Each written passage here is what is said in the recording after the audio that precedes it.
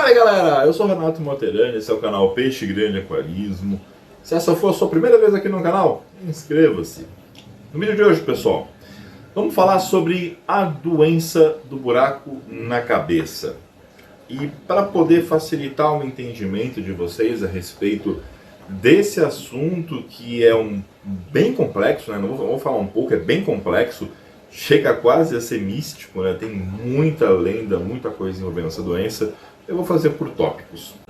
Primeiro tópico, o que é a doença do buraco na cabeça? Basicamente, pessoal, é a erosão dos poros sensoriais que todos os peixes têm na região da cabeça e também na linha lateral do corpo. Essa erosão, ela se dá por uma bactéria, normalmente, junto com um protozoário.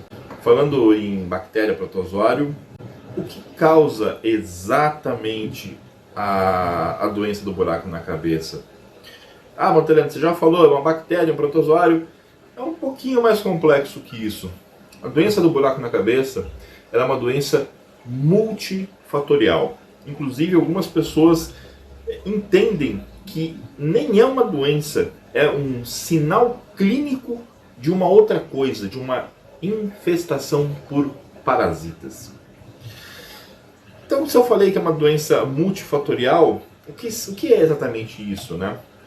Para poder aparecer a doença, né, os sintomas, os buracos na cabeça, você vai precisar de alguns fatores juntos na maior parte das vezes. Quais fatores são esses? Nutrição deficiente, então alimentação incorreta, carência de vitaminas, carência de minerais também podem espoletar a doença. Além disso, condições de água, filtragem inadequada, falta de TPA. TPA é uma coisa muito importante quando se fala nessa doença. Eu vou falar um pouquinho mais na parte de tratamento sobre isso daí, tá? Além disso, pessoal, fatores de estresse no geral. Uma coisa está presente em todos os casos de BNC.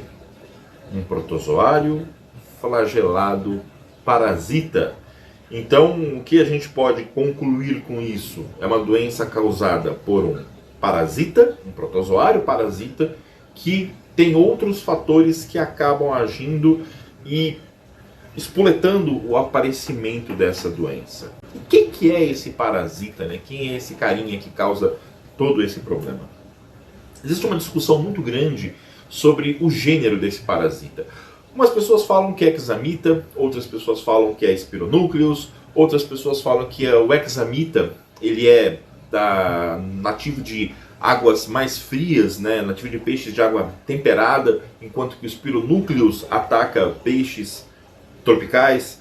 Existe uma discussão sem fim, existe pessoas que falam que é tudo a mesma coisa, que não tem diferença, e realmente, se vocês olharem um desenho dos dois, é realmente muito próximo. Então, não sei, vocês que estão assistindo, que ano que é isso, mas pode ser que quando vocês assistirem esse vídeo, já tenha mudado esses nomes, e seja só um ou seja só outro, enfim, não importa isso daí. O que é importante vocês saberem? Esse protozoário, ele é um parasita muito comum no intestino dos peixes. E ele é daqueles parasitas que eu costumo dizer, né? Parasita perfeito. Quem quiser entender um pouco mais sobre parasitismo, dá uma olhada aqui no canal, tem uma playlist sobre ecologia. Tem um vídeo que eu fiz lá falando sobre parasitismo. Lá eu explico essa questão.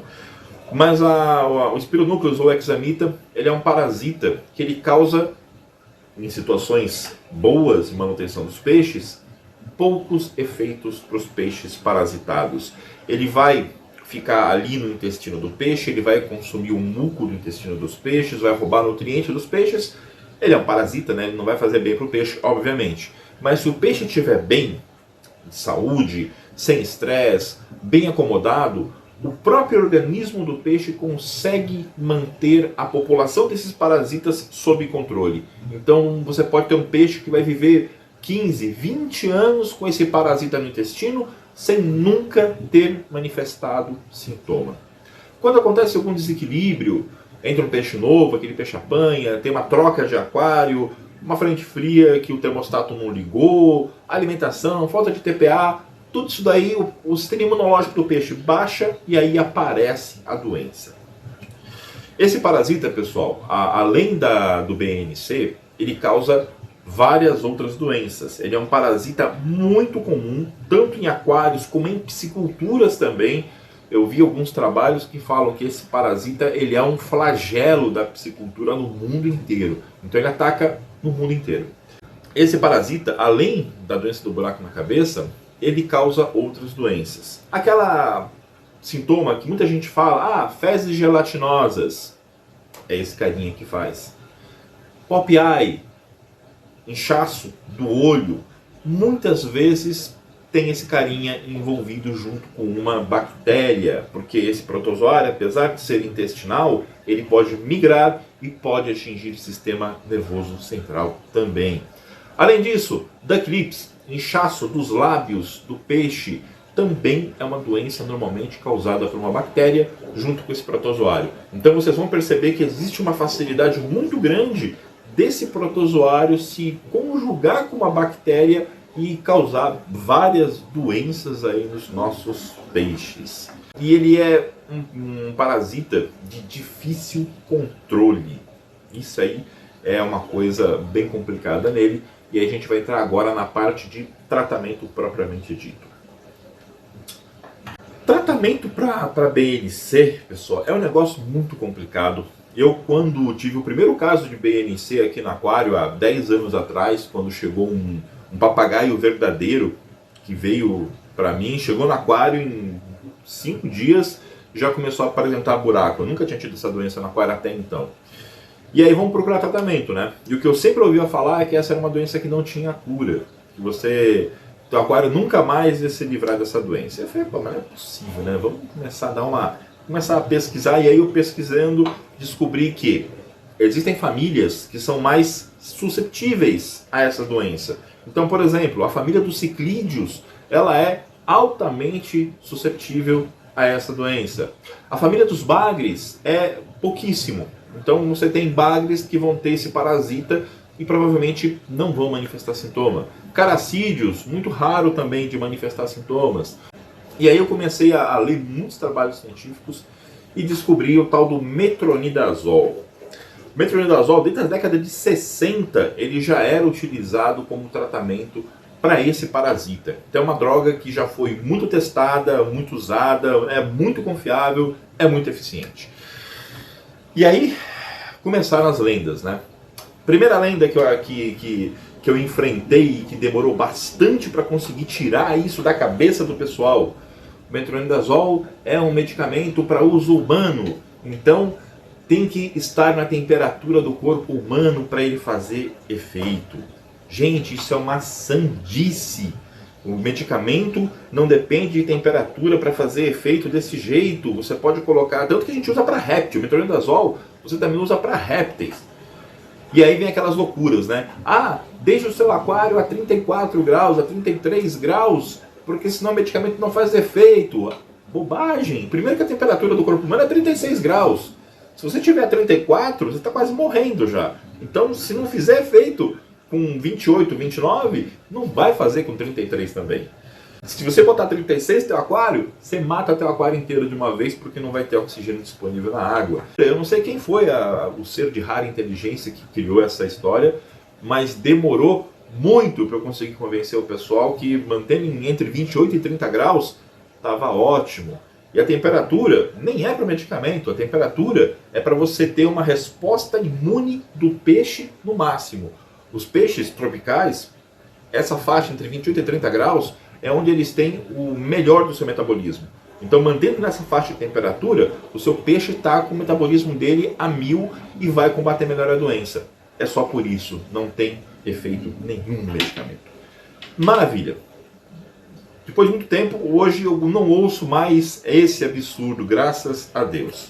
E aí, dosagem. Eu descobri um artigo científico falando sobre a criação de trutas.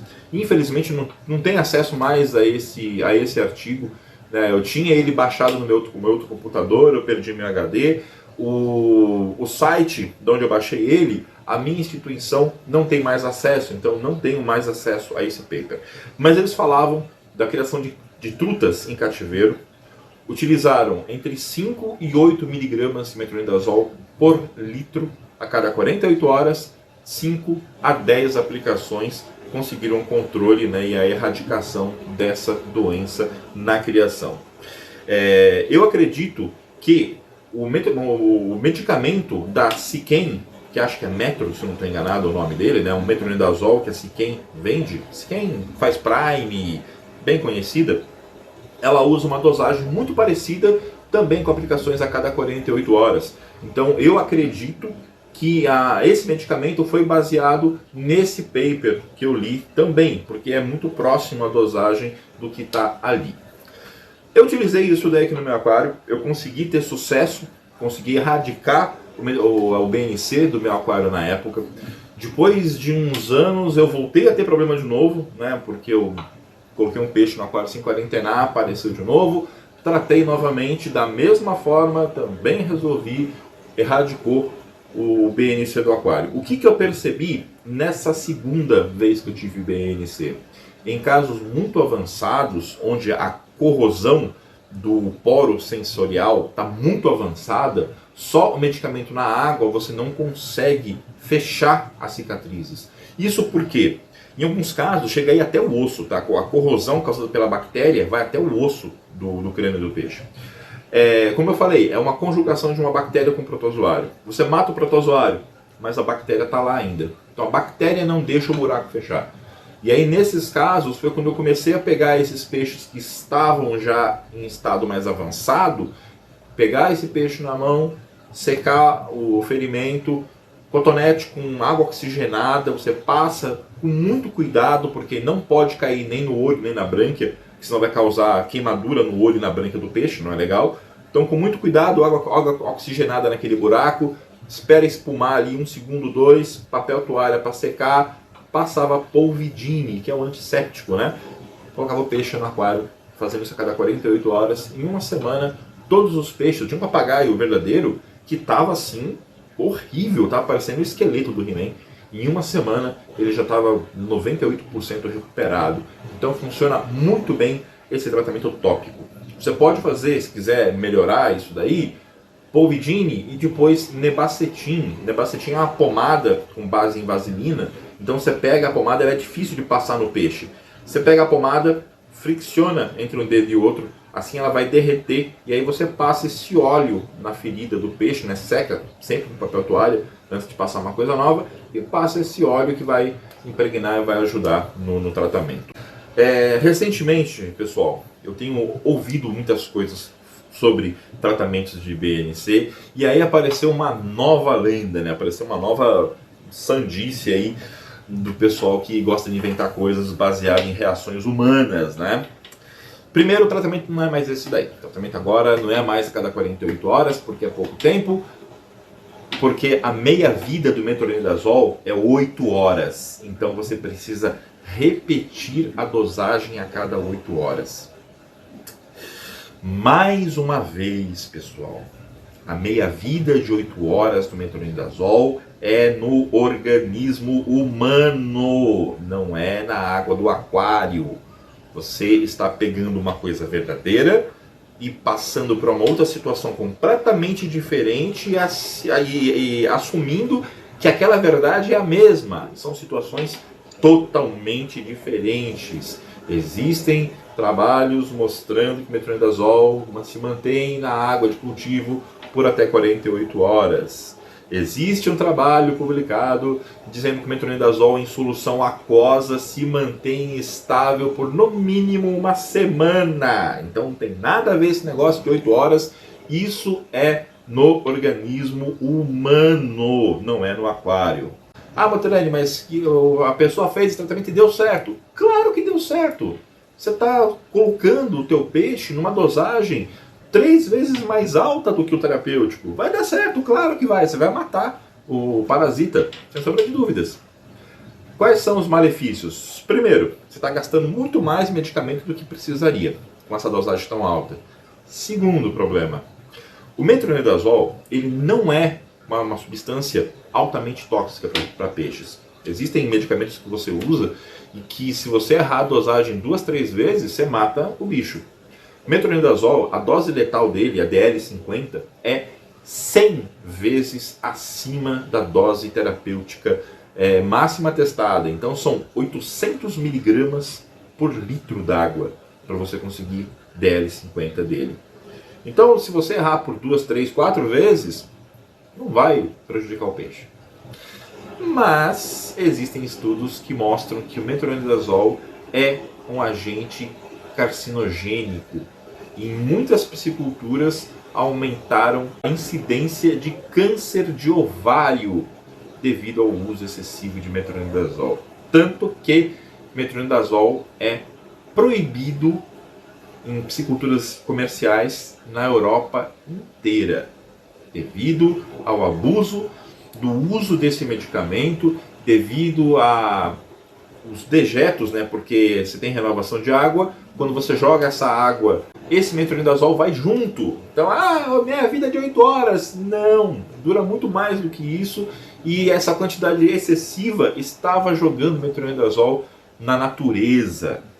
Você fazer isso com o teu peixe uma vez, dificilmente você vai ter problema. Agora, se você começa a tratar peixes reincidentemente com metronidazol em dosagens tão altas assim, você vai provavelmente começar a ter problemas de câncer nos seus peixes. Lembrando que câncer de ovário é interno, você provavelmente vai perder o peixe, não vai saber do que é. Se você não abrir e fazer uma necrópsia, você nunca vai saber o que matou seu peixe. E aí vem a segunda sandice desse tratamento que estão propondo. Você trata só o peixe doente. Lembra que eu falei? Parasita perfeito?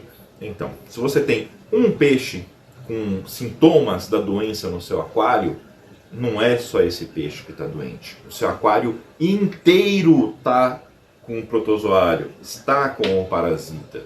Só um peixe manifestou sintoma, mas todos estão contaminados. O que acontece se você tira esse peixe e trata ele separado? Você cura esse peixe, legal, show de bola. Voltou para o aquário, se contaminou de novo. Daqui a 3 meses, vai ficar doente de novo. Ou vai aparecer outro peixe doente. E você vai tratar os seus peixes para sempre. Por essas coisas que as pessoas falavam que a doença do buraco na cabeça não tem cura. Porque as pessoas tratam errado. Você tem que tratar o aquário inteiro para que todos os peixes, mesmo aqueles que não têm sintoma clínico nenhum de infestação, como cascudo nunca tem sintoma de BNC e é uma das principais portas de entrada do protozoário para os aquários, porque está perfeito o bicho lá e está contaminado. Então, se você não faz esse tratamento com todos os peixes, você nunca vai se livrar da doença. Eu vi alguns artigos interessantes sugerindo que TPAs constantes você consegue manter a doença sob controle. Você não vai conseguir eliminar a doença, mas você consegue controlar, mantendo os seus peixes com TPAs semanais pelo menos. Você vai ter peixes aí sem nunca manifestar sintomas. Isso daí, inclusive, é um dos argumentos para quem não acha válido você fazer o tratamento na água. Existem alguns autores que sugerem que o tratamento para esse protozoário tem que ser via oral, porque ele está no intestino. Se você trata apenas na água, sempre vai sobrar alguma coisinha no intestino e vai reiniciar o ciclo. O que eles sugerem é 2% do peso do animal diariamente por 5 aplicações. Então você faz uma ração medicamentosa, 2% de metronidazol em relação ao peso do animal que vai consumir, e ele vai consumir isso uma vez por dia durante 5 dias. Você elimina completamente o protozoário do seu sistema. Isso daí para peixes que estão comendo e para peixes de piscicultura comercial, que normalmente você tem lotes de peso muito parecido, é muito interessante. Agora, num aquário comunitário, onde nem todos os peixes comem ração e nem todos os peixes têm o mesmo tamanho, acaba sendo bem complicado de você fazer essa dosagem e ter a certeza que cada peixe comeu a mesma coisa. Por isso é que eu prefiro o tratamento na água. Tem um muito interessante, que foi feito com a carabandeira, que o grupo de controle com TPAs apenas teve um resultado muito parecido com o grupo que foi tratado só com metronidazol na água. Então é um indicativo de que talvez o medicamento só na água não seja tão eficiente, ou então não foi feito um acompanhamento pelo tempo necessário. Talvez depois aí de 10 dias isso daí mude. Teria que fazer mais experimentos para poder comprovar ou refutar isso daí. Mais uma dica, você, meu amigo que está fazendo veterinária, olha aí, um excelente tema para TCC. Tratamento de espironúcleos / hexamita com medicamento na água. É viável? Não é viável? Quanto tempo? Qual a dosagem? Isso daí ia ajudar muito a nós, todos os aquaristas, a ter um tratamento eficiente para essa doença que realmente é um flagelo que atinge aquários aí do Brasil inteiro e do mundo inteiro. No mais, pessoal, muito cuidado com áudios, com tratamentos muito fáceis que aparecem na internet, tá? Doenças complicadas não têm tratamentos fáceis.